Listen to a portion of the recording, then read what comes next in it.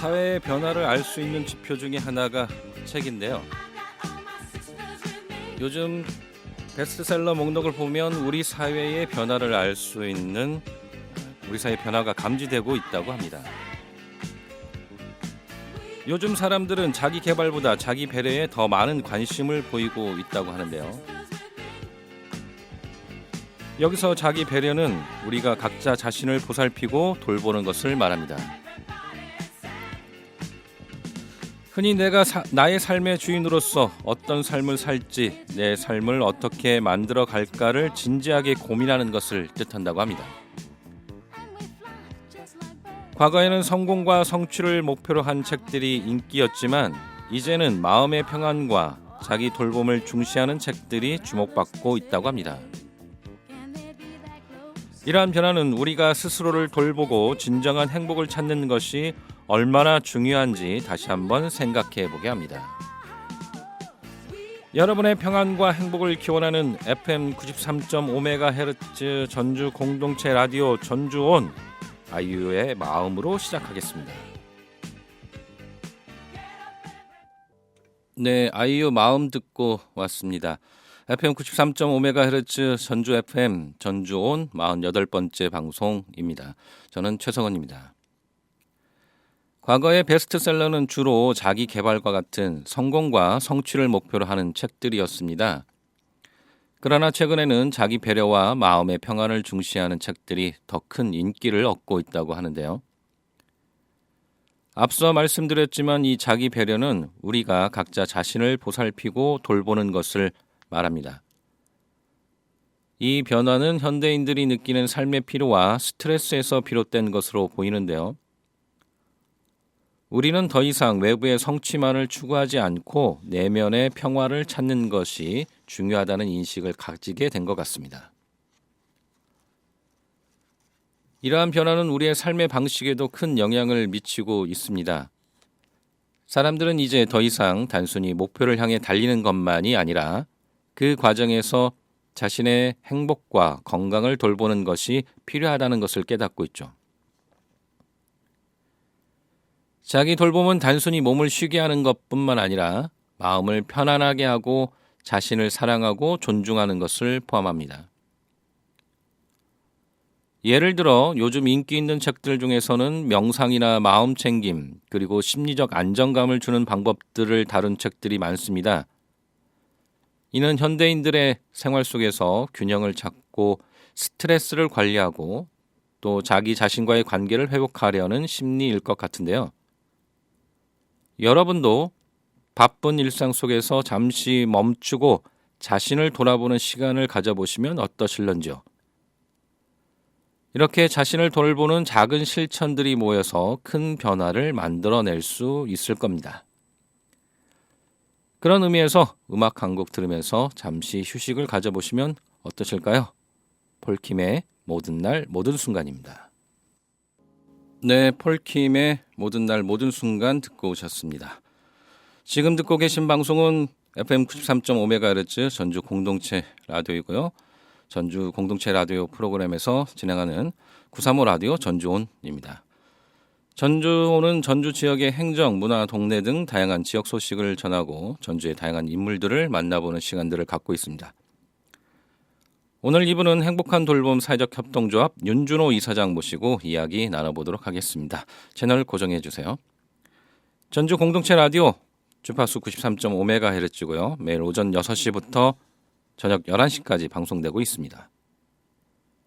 홈페이지 실시간 듣기 가능하고요. 스마트폰 어플리케이션을 다운받으시면 실시간 듣기 그리고 다시 듣기 가능합니다. 많은 애청 부탁드리겠습니다.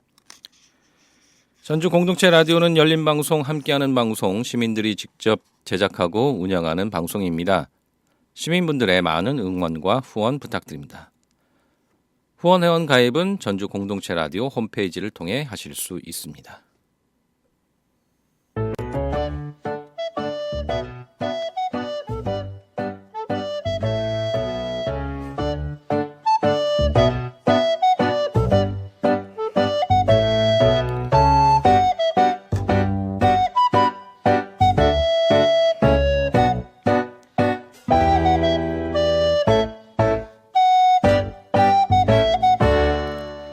이번 시간은 전주의 다양한 소식을 전해드리는 시간입니다. 오늘의 전주 소식입니다. 전주시 보건소 마음치유센터에서는 영화 치유 프로그램 참여자를 모집합니다.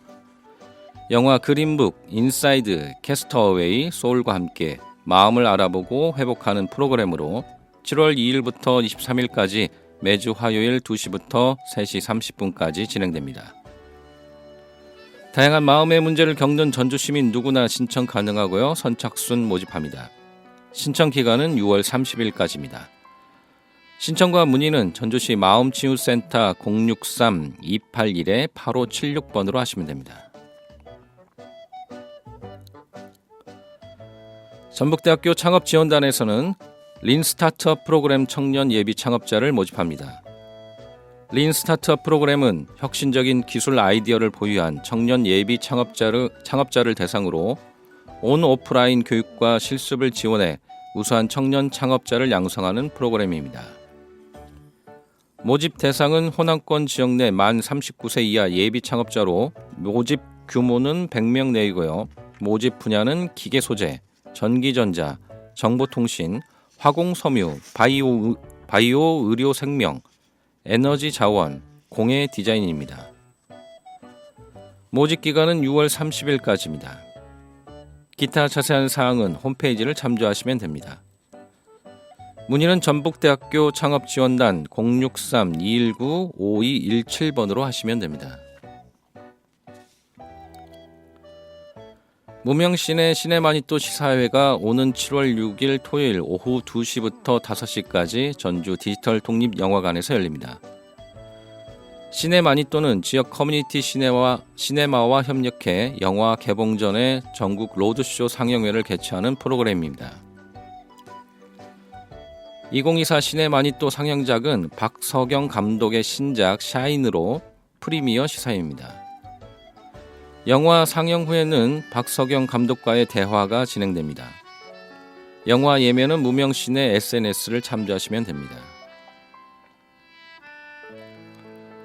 전주시 공동체 협의회에서는 퍼실리테이션 교육생을 모집합니다. 교육은 오는 7월 2일부터 7월 30일까지 매주 화요일 오후 1시부터 3시까지이고요. 교육 장소는 온두레 덕진 아울터입니다. 교육 신청은 전주 시민 누구나 가능하고 모집 민원은 20명입니다. 온두레 공동체 회원은 우선 선발합니다. 교육비는 무료이고요. 모집은 오는 6월 22일까지입니다. 신청과 문의는 온두레 공동체 피움 010-5647-7792번으로 하시면 됩니다. 제28회 전북 청소년 연극제가 열리고 있습니다. 지금 16일까지 열리는데요. 전주 우진문화공간 예술극장에서 진행되고 있습니다. 올해 연극제에서는 도내 6개 고등학교 연극부의 창작 초연작이 선보이고 있는데요. 연극은 11일부터 16일까지 매일 오후 4시부터 하루 1개교씩 무료 공연으로 만나보실 수 있습니다.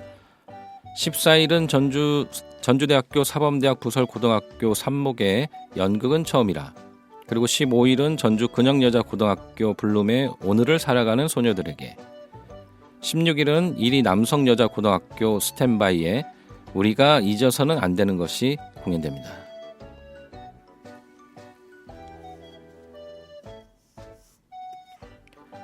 전북특별자치도 관광 일자리 인턴십 프로그램 참여 인턴을 모집합니다. 모집 대상은 관광산업에 관심 있는 도내 거주 18세에서 39세까지 청년 또는 경력 단절 여성입니다. 인턴 기간은 7월 1일부터 9월 30일까지입니다. 선발되시면 전북관광기업지원센터에서 운영하는 다양한 교육과 취업 컨설팅 무선 선발 혜택이 주어집니다. 자세한 문의는 전북관광기업지원센터 063-230-4216번으로 하시면 됩니다. 이상 다양한 커피와 맛있는 디저트 카페 브루잉 라운지 93에서 후원하는 오늘의 전주 소식이었습니다. 전주 공동체 라디오에서는요, 우리 지역의 다양한 행사나 모임 활동을 홍보해 드리고 있습니다. 소식을 알리고 싶거나 협찬 또는 광고를 하고 싶은 분들은 전주 공동체 라디오 063-252-0935로 전화 주시거나 jcfm935@gmail.com으로 메일 주시기 바랍니다. 네, 루시 아니 근데 진짜 듣고 왔습니다. 935 라디오 전주온 만남의 시간, 지역의 인물을 만나보는 시간입니다. 각자의 위치에서 멋지고 의미 있고 열정적인 삶을 살아가고 있는 분들을 만나보는 시간인데요. 오늘은 행복한 돌봄 사회적 협동조합 윤준호 이사장 모셨습니다. 이사장님 안녕하세요. 네, 반갑습니다. 네, 행복한 돌봄의 윤준호입니다. 네, 행복한 돌봄. 예. 아니 근데 뭐 다른 것보다 네. 행복한 돌봄, 왜 행복한이라는 그 수식어를 앞에 붙였는지. 누구나 같이 행복했으면 좋겠다라는 생각을 했고요. 네네. 그리고 행복하다라고 하는 수식을 많이 붙이고 우리가 살아가고 있는데 네네. 실제 누구나 행복하다라고 하는 용어들에 있어가지고 조금 더 자유롭거나 마음이 좀 더 편안했으면 좋겠다라는 생각에서, 그리고 또 특히나 전라북도 전주에서도 마찬가지고 사용하고 있지 않아서 네네. 그거를 같이 좀 사용해서 하고 있습니다. 네, 알겠습니다. 행복한 돌봄 사회적 협동조합은 어떤 곳이고 또 어떤 일을 하는 곳인지 좀 궁금합니다. 그 행복한 돌봄 사회적 협동조합은 다양한 돌봄을 하고 있습니다. 네네. 다양한 돌봄이라고 하는 것에는 모두를 위한 저희가 돌봄을 한다고 표현을 하고 있는데요. 네네. 그러니까 고객이나 소비자나 그분들을 위한 돌봄도 하고 있고요. 그분들을 위한 돌봄은 종류를 얘기하면 뭐 가사 돌봄, 그리고 아이 돌봄, 네네. 베이비시터, 네네. 산모 신생아 돌봄부터 해서 어르신 돌봄까지 같이 진행을 하고 있습니다. 그래서 어르신 돌봄에는 장기요양 서비스들도 같이 하고 있기도 하고요. 그리고 저희는 간병 사업을 같이 하고 있습니다. 간병 그러니까 사업들. 네. 간병 사업이라고 하는 게 되게 좀 독특해요. 가사도 마찬가지고 베이비시터도. 네네. 예. 그런 일들 하고 있습니다. 그러면 거의 뭐 어린 아이부터 어른시들까지 네. 저희가 어떻게 보면 그 전생에 걸쳐서 돌봄을 지금 하고 있는 곳이네요. 하다 보니까 그렇게 되기도 했는데요. 네네. 행복한 돌봄 사회적 협동조합, 말 그대로 사회적이라고 하는 네네. 비영리적인 그리고 사회적 공공의 영역을 취하는 저희가 일을 하고 있거든요. 네네. 근데 그 일 중에 저희가 목적이나 핵심을 잡고 했던 거는 네네. 일하고 있는 근로자들의 노동자라고 하는 그분들이 현장이 조금 잘 만들어져 있지 않은 현장들을 지원하거나 네네. 같이 좀 만들어 보면 좋겠다라고 하는 부분들이 있었어요. 네네. 그래서 저희가 2017년에 행복한 돌봄 사업을 만들 때 저랑 같이 했던 가사 노동자분들, 네. 베이비시터분들, 산후 돌봄분들, 이런 분들이 노동 현장이 좀 적절하지 않았었어요. 그리고 코로나가 있었던 2020년 정도에부터 봤을 때 간병이라고 하는 인력들을 저희가 좀 유심히 보다 보니까 어떻게 24시간 노동을 하지?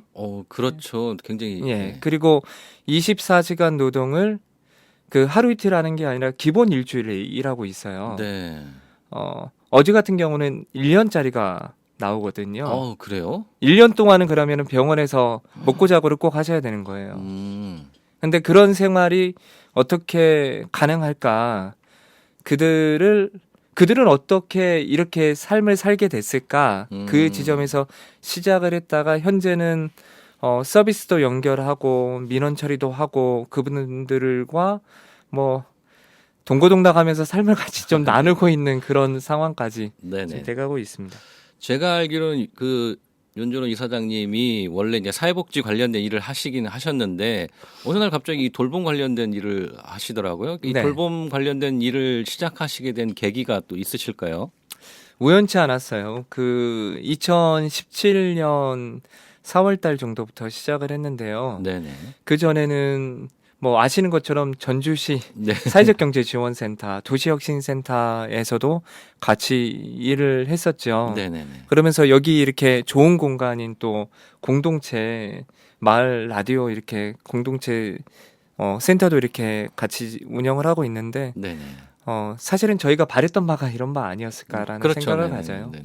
근데 2017년도에 우연찮게 제가 그 한 10년 전부터 자활센터에서 일을 했던 부분이 있었는데 네네. 그 이사장님과 연이 돼서 노동복지의 일을 좀 같이 하게 됐고 네네. 노동 현장에서 일을 하면서 가사 노동의 일을 하시는 분들, 베이비시터로 개별적으로 일을 하시는 분들, 근데 이분들이 50대를 거치면서 60대, 70대가 되더라도 현장은 바뀌지가 않더라고요. 그러니까 현장에 바뀌지는 않는다는 거는 가사 노동자를 지원을 하거나 베이비시터를 지원하는 공공의 영역은 존재를 하지만 민간의 영역은 하나도 없더라. 그리고 이들과 같이 협의하거나 네네. 지원하거나 그러니까 이분들을 같이 하나라고 하는 조직 체계 자체가 없더라. 그래서 협동조합을 같이 만들었던 거였고요. 네네. 그 연은 어떻게 보면은 2009년도에 만났던 저희로 봤을 때는 여사님들과 네네. 연이 돼가지고 그분들 필요에 따라서 그리고 욕구에 따라 가지고 개별적으로 뿔뿔이 흩어져 계셨던 분들과 네. 한 30명 정도 하고 2017년에 그래서 같이 의기투합해서 만들게 됐습니다. 네네. 그렇군요.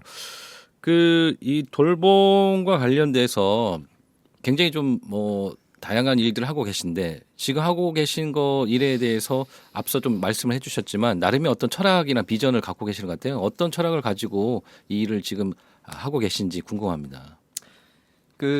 저희가 하고 있는 노동의 비전이나 미션은 정확해요. 네네. 취약계층들이 일할 수 있도록 돕는다라고 하는 부분들이 있고요. 네네. 그 취약계층들이 일을 돕는다라고 하는 것은 타인들이 하기 싫어하는 노동의 현장을 저희가 하고 있어요. 그 얘기는 어제나 엊그제 이렇게 신문 기사를 보셔서 알겠지만 장교양센터들도 그렇고 제가 욕을 얻어먹을 수밖에 없는 부분인데요. 네네. 장교양은 굉장히 확대되죠. 그렇죠. 요즘에. 그리고 지역아동센터도 마찬가지고 이제는 다 네네. 정교화되어져 있거든요.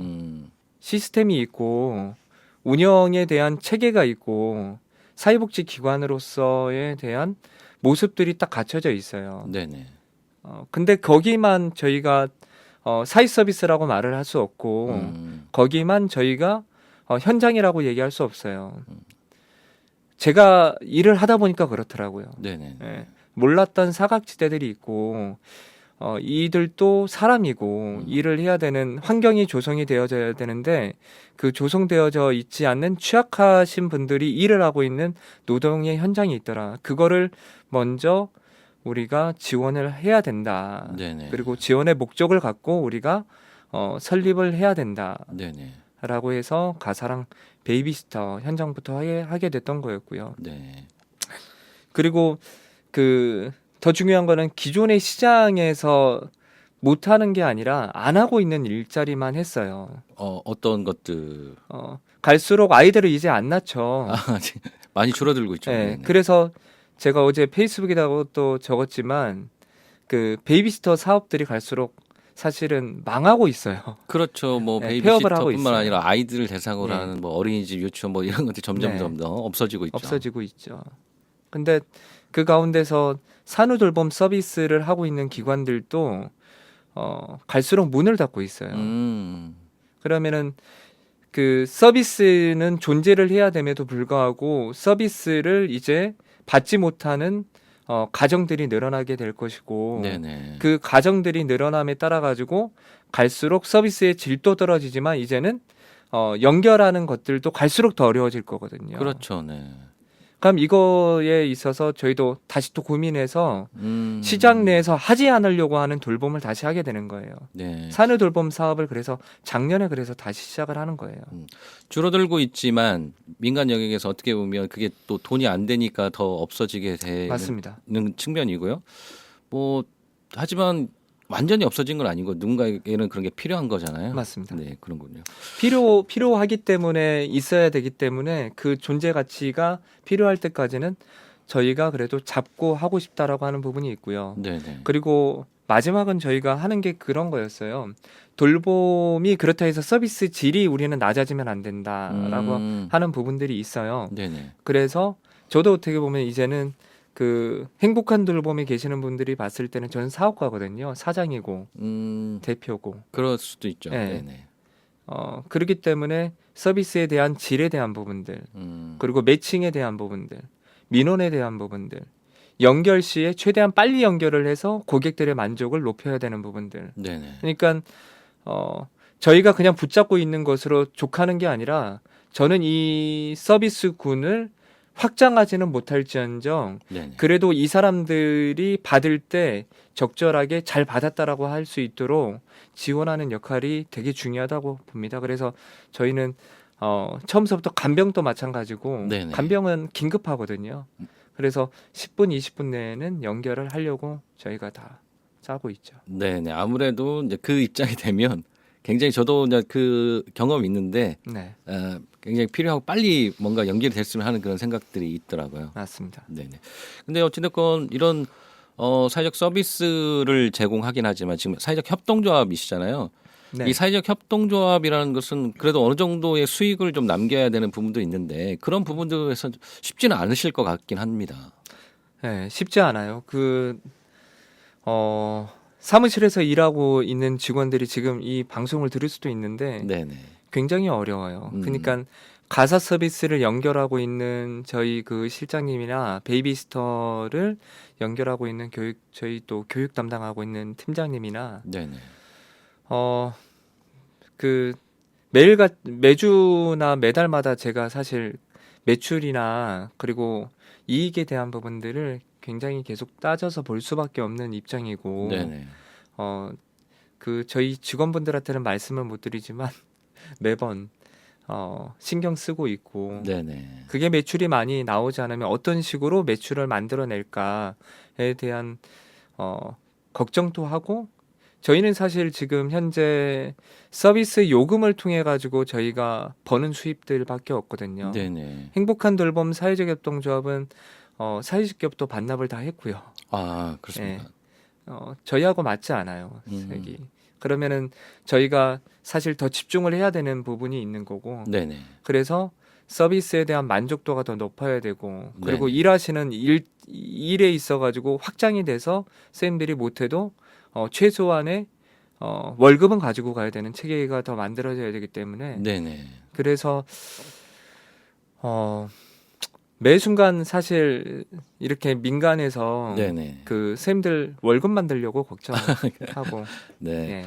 저희도 하고 있죠. 뭐 비슷하지만 이런 그렇죠. 공공 영역에서 네. 일을 한다는 게 나름의 그런 좋은 서비스들을 제공하려고 하지만 그런 거를 하기 위해선 비용도 발생을 하는 거고 네. 이게 비용을 또 만들려면 어찌됐든 수익적인 부분들도 생각해야 되고 이 균형점을 찾기가 굉장히 어려운 것 같아요. 쉽지 않죠. 네. 네. 그래서 매주마다 블로그도 계속 올리기도 하고요. 네네. 저희가 그 네땡땡에 이렇게 올라가지면은 전주 청소를 검색하시거나 전주 대청소를 검색하시거나 전주 가사도우미 검색하면은 행복한 돌봄이 상위에 링크가 돼서 고객 서비스가 계속해서 이루어질 수 있도록 하고 있고요. 네네. 사실 전주 베이비스터도 마찬가지고 저희가 서비스군을 계속 넓혀나가는 이유는 사실 그러한 양적인 부분들 규모화돼야 되는 부분들이 항상 존재하고 있습니다. 네.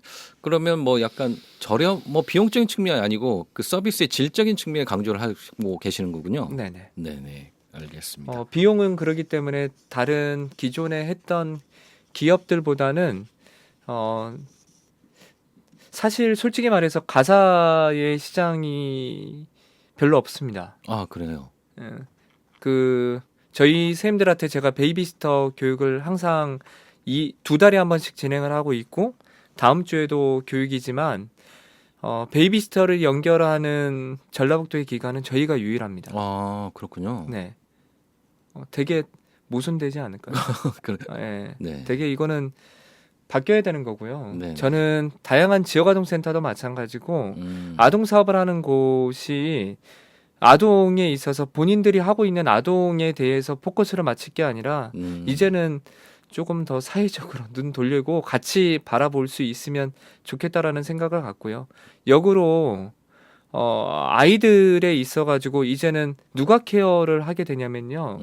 국가에서 돌봄을 하고 있는 아이돌봄 서비스는 이제는 일반화되어져 있어요. 네네. 그러면 그 일반화되어져 있는 시장들을 어떻게 좀 더 지원할 수 있고 그리고 거기에서 진행되지 않는 서비스가 존재하거든요. 거기는 3개월 이상의 아이들부터 지원을 하기 때문에 네네. 3개월 미만에 대한 아이들은 어떻게 그러면 사각지대로 지원할 수 있을지에 대한 것들도 좀 더 민간 영역에서 만들어 보면서 또 사업화할 수 있는 부분들이 저는 또 분명히 있다고 보고 있습니다. 요즘 뭐 이런 돌봄이나 이런 부분들 국가 영역에서 국가가 좀 더 확장해야 한다 뭐 이런 말씀을 얘기를 하긴 하는데 네.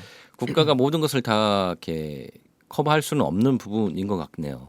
그렇죠. 네. 그러니까 국가에서 하고 있는 서비스가 100%다 네네. 진행이 되면 좋겠지만 그렇기는 또 어렵고요. 네네. 그리고 고객들의 욕구에 맞춰가지고 민간의 영역들이 또 만들어질 수 있는 부분이라고 저는 또 생각해요. 그리고 특히나 아이돌봄 서비스는 그래도 여가부에서 운영을 하고 있기 때문에 네네. 건강가정지원센터 저희도 지금 잘 운영하고 있죠. 거기서 운영을 하고 있기 때문에 감사하지만 실제 병원에 들어가서 보시면은 간병 서비스는 어디에서도 운영하지 않아요. 아 그래요? 네. 네네. 간병인을 노동자로 볼까요? 노동자로 보지 않습니다. 그 아까 말씀하신 그 어떤 그 노동에 있어서 좀 어려움을 갖고 있던 분들 뭐 그런 부분하고 연관이 되어 있는 그렇죠. 거죠. 네. 네네. 굉장히 좀 취약하다라고 네. 말씀하셨으면 어떤 부분이 취약하다라고 이렇게 생각을 하시는 건가요? 먼저는 이분들이 근로자로서나 노동자로 인정을 받지 못하기 때문에 나타나는 현상들이 굉장히 많아요. 아 그러면 일종의 계약 관계가 하나도 없죠. 개인적으로 이렇게 뭐 그렇죠. 채용하는 뭐 그런 그렇죠. 부분이잖아요. 네. 저희가 인력 알선업밖에 안 되는 거죠. 예. 그러면 뭐 예를 들어서 뭐 사대보험이나 뭐 그런 것들은 없고 불가능합니다. 네, 불가능하고. 예, 1대1 간병을 할 때는 불가능합니다.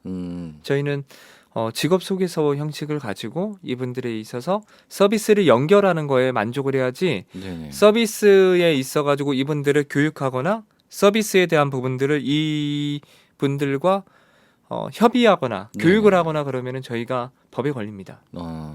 그렇군요. 노동자성을 저희가 갖고 하는 거기 때문에 네네. 그렇게 했을 때 고소가 들어갈 수 있는 가능성이 굉장히 높습니다. 그러면 간병을 이렇게 그 부분에 계시는 분들은 어떤 것들에 대한 어떤 욕구나 이런 것들이 있을까요? 간병을 원하시는 분들은 일단은 안정적이어야겠죠. 네. 간병인 협회가 됐거나 간병을 지원하는 센터가 됐거나 네네. 저는 국가가 진행을 해줘야 된다라고 하는 이유가 네네. 먼저는 이분들이 그 서비스를 요청을 할 때 한 예로 전북대병원도 마찬가지고 다른 뭐 예수병원도 그렇고 어디하고의 계약도 하지 않아요. 계약이 있는 게 아니라 그냥 어디든지 그냥 들어와서 간병인 협회로 이름만 하면은 들어와서 그냥 일을 할 수 있도록 그냥 열어놨어요. 저는 그게 잘못됐다고 봐요.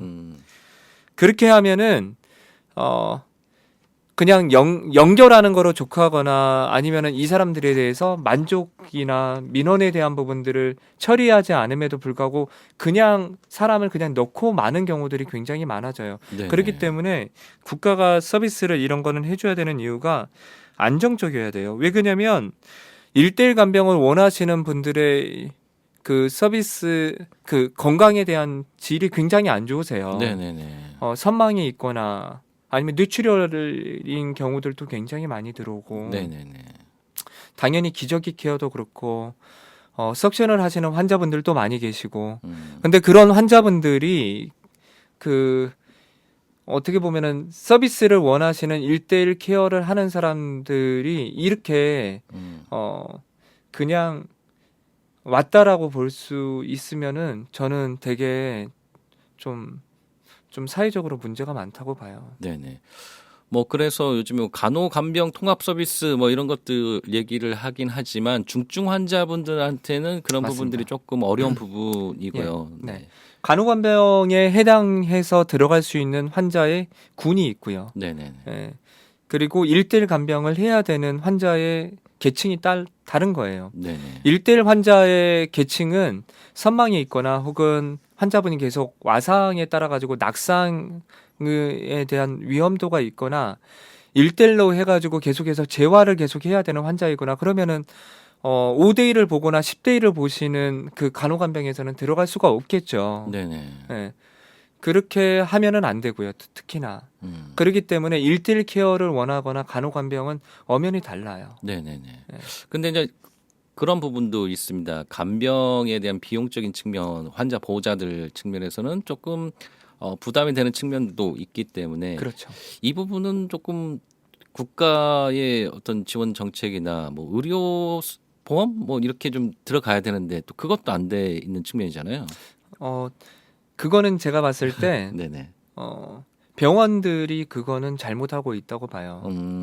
저희도 어떻게 보면은 병원에 들어가서 일하시는 분들이 많이 계시지만 네네. 간병인으로 병원에서 당연히 제가 이렇게 얘기하는 걸 좋아하지 않겠죠. 네네. 하지만 들어와서 용역으로 계시는 분들에 있어서의 수가라고 하는 부분들도 그렇고 네네. 맞춰줘야 돼요. 서로 협의를 해야 되고요. 음. 그래야 서비스에 대한 질이 확보가 되고요. 네네. 서울권역은 이미 간병하시는 분들이 70%에서 80%가 이미 중국 교포들로 많이 바뀌었거든요. 아. 근데 이거는 굉장히 큰 사회적 문제가 만들어질 거예요.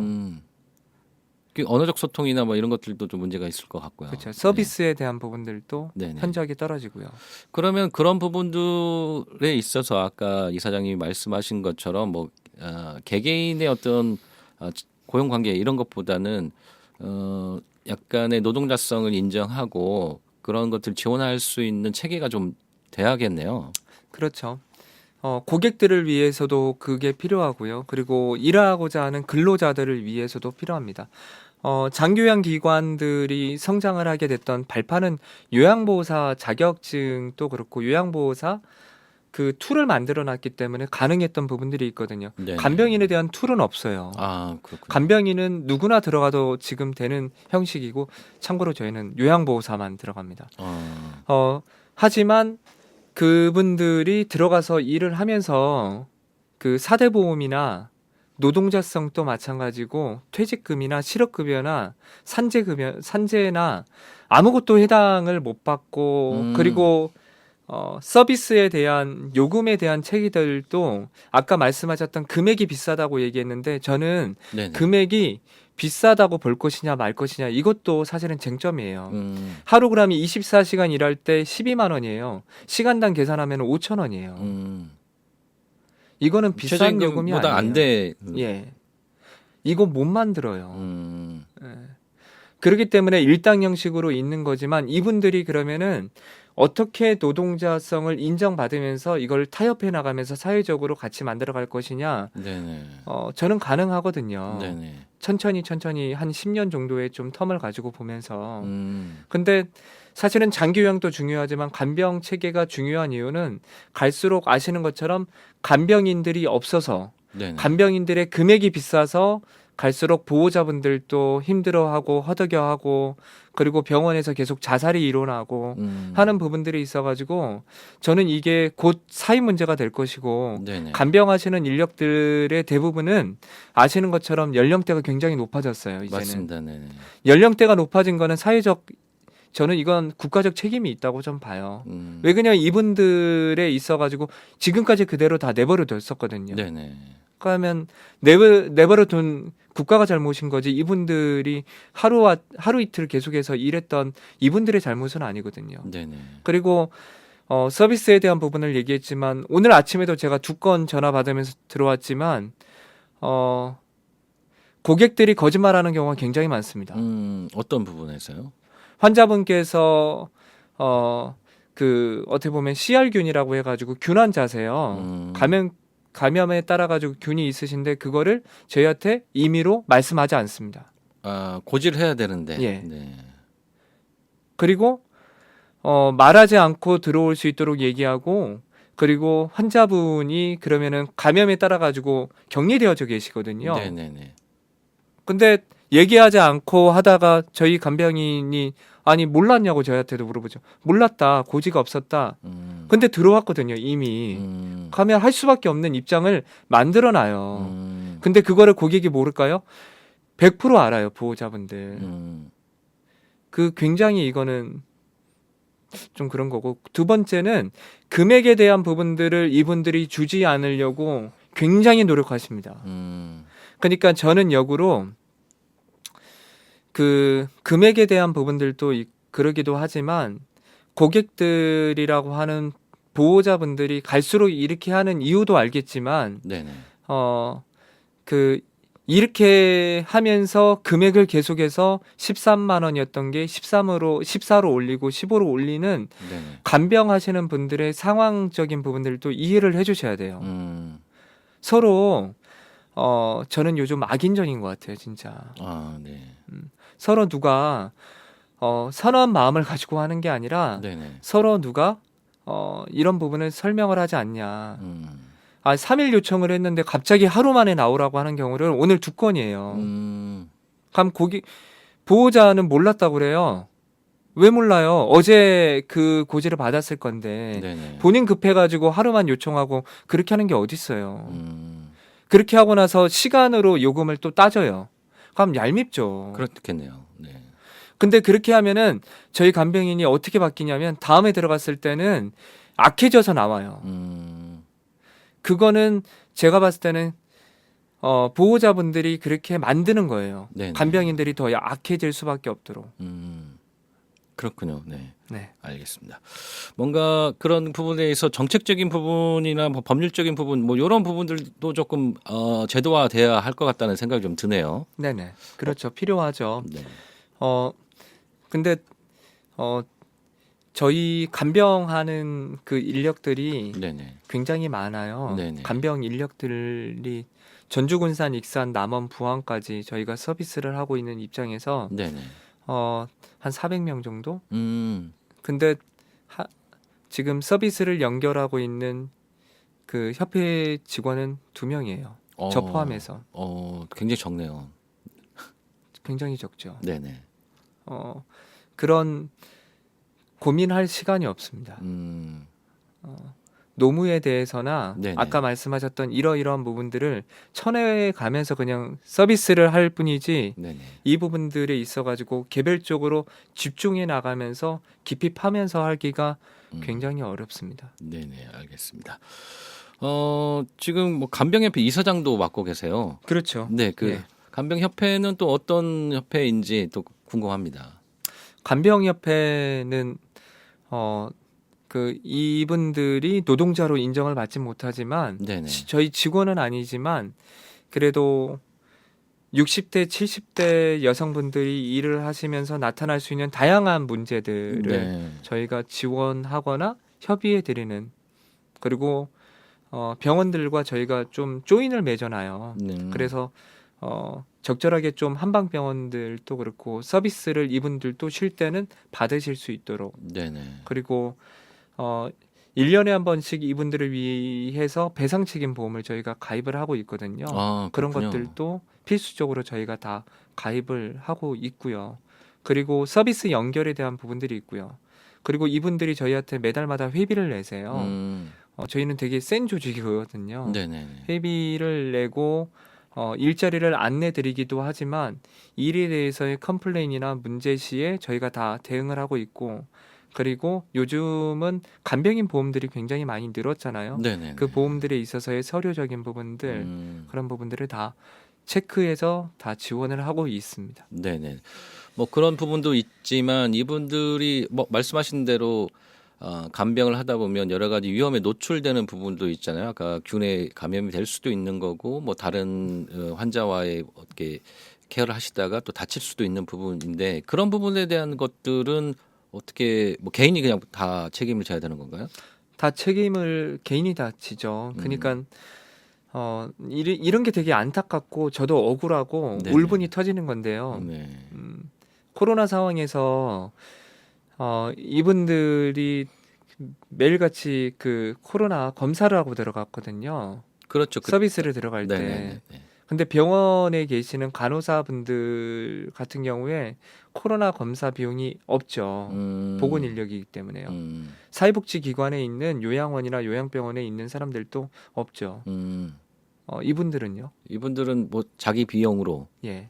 한 주에 그러면 못해도 2번 이상 하게 되면은 네. 3만 원 가까이 되는 비용들을 2번 자기 돈을 내서 들어가야 돼요. 네네. 그러니까 자기가 내서 들어가야 될 때 고객들이 돈을 내줄까요? 보호자분들 안 내주시죠. 그렇죠. 네. 그런 부분들도 굉장히 큰 문제가 있고요. 그리고 또 특히나 코로나 상황에서 보건 인력 빼고는 검사를 안 해줬어요.